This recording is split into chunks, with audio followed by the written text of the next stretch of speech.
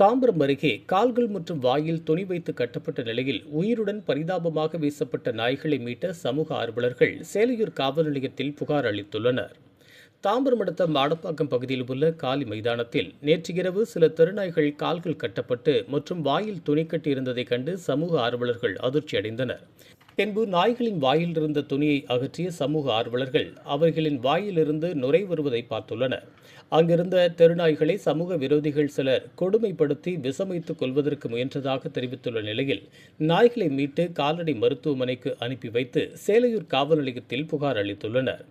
ஏற்கனவே பெருங்குளத்தூர் பகுதியில் கடந்த 2ஆம் தேதி 10க்கும் மேற்பட்ட தெருநாய்கள் விஷமைத்து கொலை செய்யப்பட்ட நிலையில் இந்த சம்பவம் நாய்ப்பிரியர்கள் மத்தியில் பெரும் அதிர்ச்சியை ஏற்படுத்தியுள்ளது.